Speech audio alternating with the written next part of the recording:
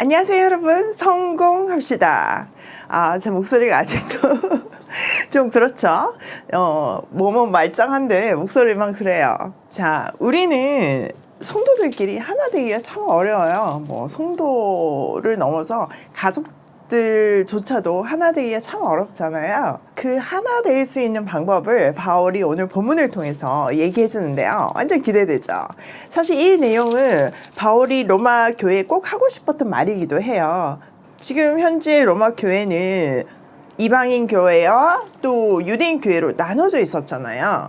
그들에게 복음으로 하나 되어서 주의 복음을 전해야 하는 것이 너의 공동체의 정체성이자 사명이라고 말하고 있어요.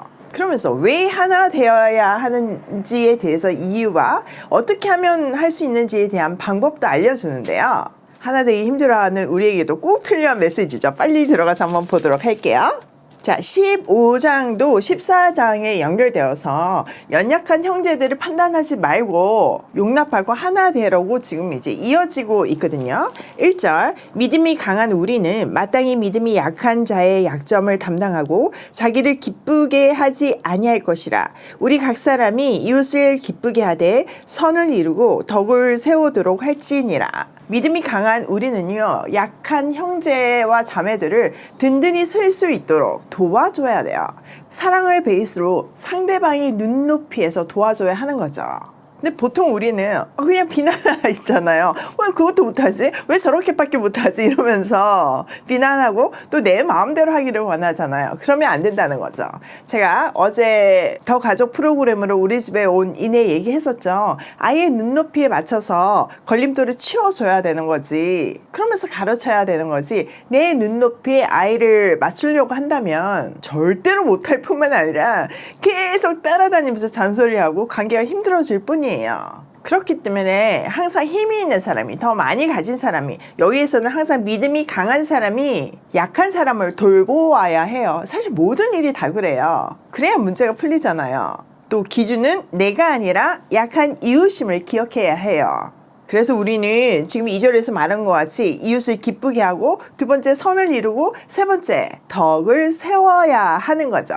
자, 3절, 그리스도께서 자기를 기쁘게 하지 아니하셨나니 기록된 바 주를 비방하는 자들의 비방이 내게 미쳤나이다 함과 같으니라. 그리스도 예수의 삶은요, 우리를 구원하기 위한 희생하는 삶이었어요. 늘 우리를 섬기기 위해서 사셨지만 놀랍게도 비방을 많이 들었어요. 바울은 메시아 예언으로 그것을 설명하고 있어요.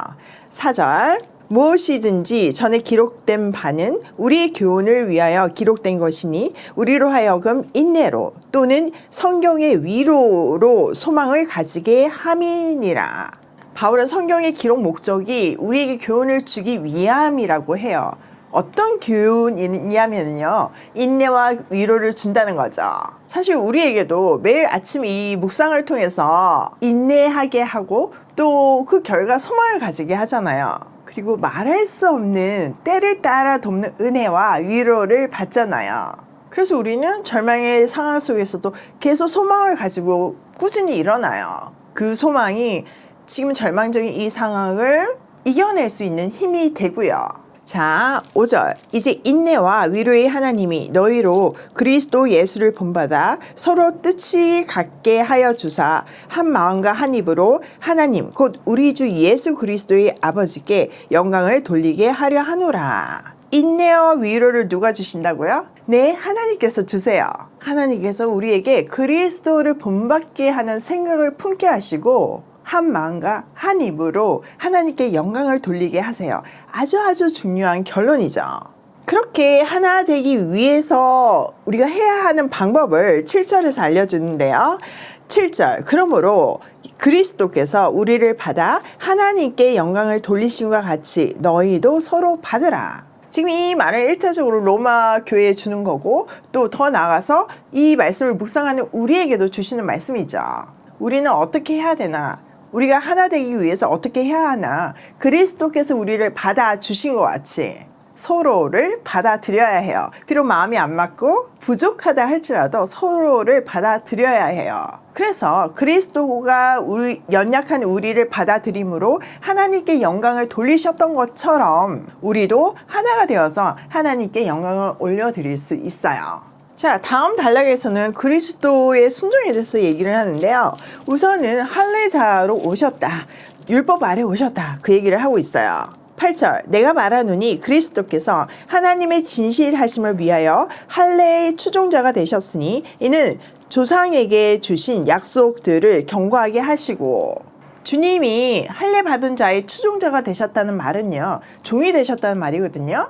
이 말은 예수님도 할례자가 되었다는 말이에요. 그는 분명히 하나님이셨지만 율법 아래에서 태어나셔서 그 율법을 지키고 완성하셨어요.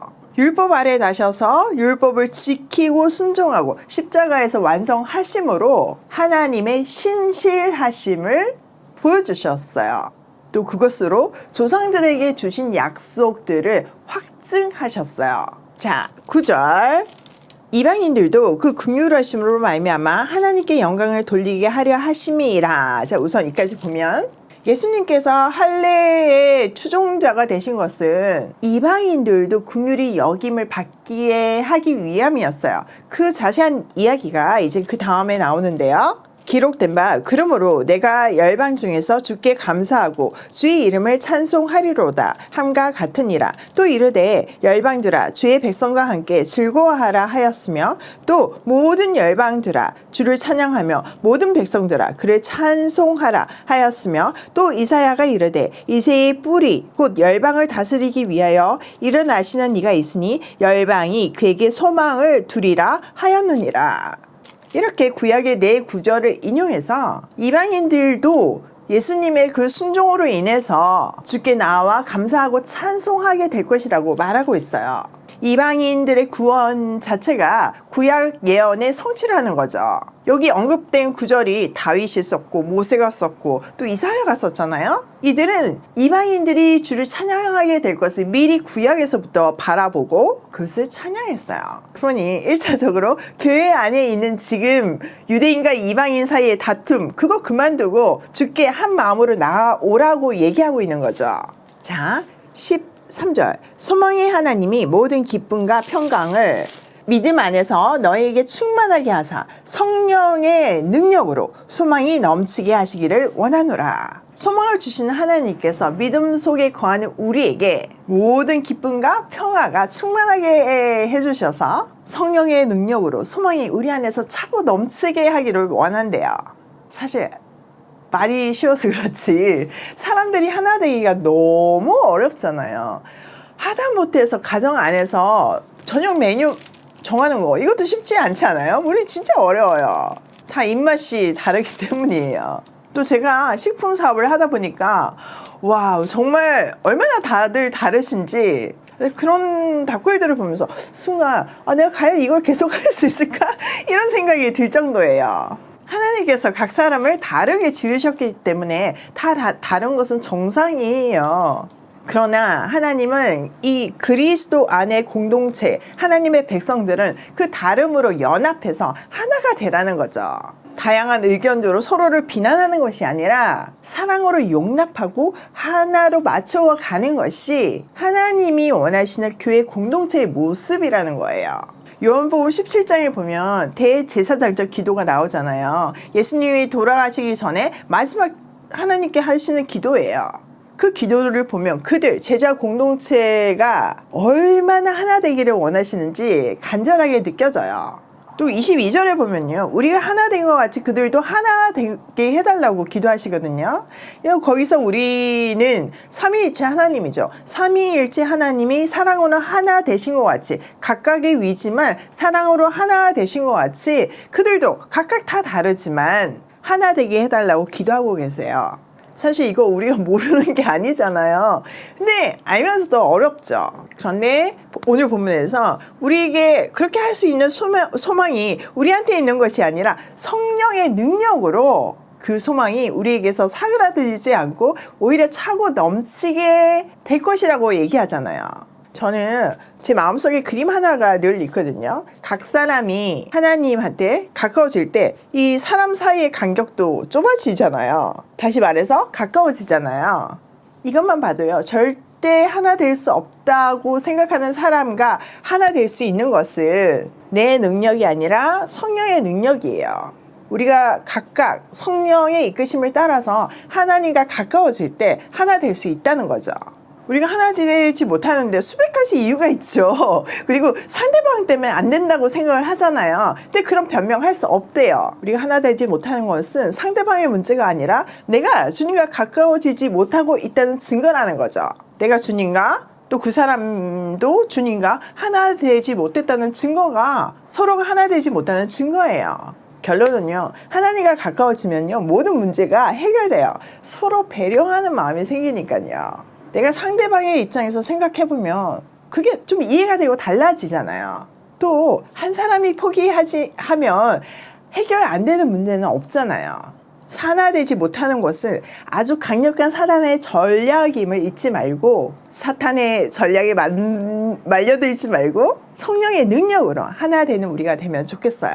성경 안에서 인내와 위로를 받으며 끊임없이 소망을 가지면서요. 제가 우리 이내한테 독감이 얼마 전 감기가 들렸잖아요.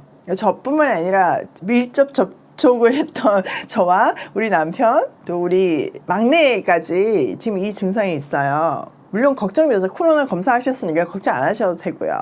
저희 집 식구들이 다 건강한 편이라 가지고 웬만하면 아프거나 감기 들거나 이렇지 않거든요. 그런데 이내 덕분에 독감이 단체로 걸린 거죠. 근데요, 제가 그 독감에 걸리면서 어떤 생각을 했냐면 저한테 증상이 나타났잖아요. 목도 아프고 기침도 나고 열도 나고 그렇더라고요. 그러면서 왜 나한테 그 감기 옮겼어 이런 생각이 드는 것이 아니라 우리 이내가 그때 이렇게 아프면서도 그렇게 밝게 웃어줬구나, 즐겁게 시간을 보내줬구나 이런 생각을 하게 되고 우리 이내가 그때 얼마나 힘들었을까 이러면서 마음이 너무 아픈 거예요. 그래서 이번 주에 오면 더 잘해줘야지 이런 생각이 들더라고요. 그런 생각을 순간 하면서 제가 얼마나 이내를 사랑하고 있는지를 깨닫게 해주시더라고요. 하나님 안에서 하나됨이죠. 사실 내 자식, 남의 자식, 하나님 나라 안에서는 다 내 자식이잖아요. 이내도 우리 가정에 맡겨주신 자녀잖아요. 그래서 정말 감사했어요. 이런 마음이 들어서요. 그래서 하나님의 기쁨을 아주 충만하게 느꼈답니다. 자, 오늘 내용을 우리 삶에 한번 적용해보면요. 첫 번째, 하나됨은 주님의 간절한 바람이었다. 마지막 유언이었다. 요한복음 17장이 증명해주고 있죠. 여러분, 죽은 사람 소원도 들어주는데 우리 주님의 마지막 소원도 들어주는 우리가 되면 좋겠어요. 두 번째, 성경은 우리에게 인내와 위로를 주면서 소망을 끊임없이 가지게 한다. 사람의 행복은요, 관계 속에 있어요. 가족이나 공동체, 가까운 공동체일수록 이렇게 분열이 있으면 행복할 수가 없어요. 그래서 하나님은요, 물론 크게 하나 돼야 되는 거지만 우리를 위해서, 우리의 행복을 위해서라도 하나 되려고 하시는 거예요. 우리가 현재 하나 되는 것이 불가능해 보이는 그런 관계 속에 있다 할지라도 인내와 위로를 주시는 하나님의 말씀을 붙들고 주신 소망으로 성취했으면 좋겠어요. 세 번째, 우리가 예수님과 하나 될 때 성령의 능력으로 다른 사람과 이웃과 하나 될 수 있다. 예수님이 말하신 가장 중요한 개념이 하나님 사랑, 이웃 사랑이잖아요. 그런데 이웃 사랑이 먼저 되고 하나님 사랑이 되는 경우는 없어요. 하나님 사랑이 돼야지만 이웃 사랑은 자연스럽게 돼요. 그래서 가장 중요한 것은 하나님을 사랑하고 하나님과 하나 되는 거예요. 하나님과 하나 될 때 성령의 능력으로 이웃하고도 하나 될 수밖에 없고 사랑하는 사이가 될 수밖에 없어요. 그러면 어떻게 된다고요? 기쁨과 평안이 충만해지는 거죠. 오늘도 예수님의 소원인 하나됨을 실천하며 기쁨과 평안이 충만한 하루로 고고싱해요.